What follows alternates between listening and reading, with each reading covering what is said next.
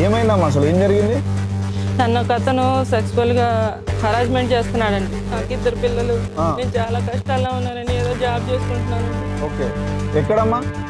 నేను పని చేసుకుంటానండి డీమార్ట్లో. మీరు ఎవరికైనా చెప్పారా లేదంటే కంప్లైంట్ ఏమైనా ఇచ్చారా పోలీస్ స్టేషన్లో? దయచేసి నాకు న్యాయం చేయండి సార్. తప్పకుండా అమ్మా, మీరు పోలీస్ బాక్స్ నాకు ఇన్ఫర్మేషన్ ఇచ్చారు కాబట్టి ఖచ్చితంగా నేను న్యాయం చేస్తాను. నువ్వు బాధపడకమ్మా, వాళ్ళు పిలిపిస్తాను. రాజ్ పిలిపియండి. అడగడు ఏం చేసావు సూపర్వైజర్ నువ్వు హరాస్మెంట్ చేస్తున్నావు అంట. కరెక్ట్గా చెప్పు మొత్తం ఏం చేస్తాను ఫస్ట్ దొంగతనం అన్నావు, తర్వాత ఏమన్నావు ఇల్లీగల్ కాంటాక్ట్స్ అంటున్నావు. అంటే 1 ఏదో ఒకటి దొరికితే చెప్పేస్తా ఉన్నావు. ఆడపిల్ల అన్నావు కదా, ఆడపిల్ల అన్నప్పుడు అవన్నీ ఎందుకు చెప్తున్నాడు?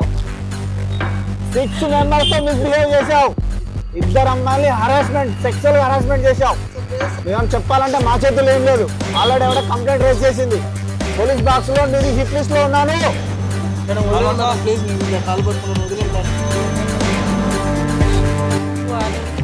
నాకు జాబ్ కావాలి, నాకు జాబ్ ఉంటే చాలు సార్. చూడరా, ఆడపిల్ల నీ గురించి ఆలోచిస్తుందిరా. నా పని చేసుకుని వదిలేయండి అంటుంది. అర్థమవుతుందా?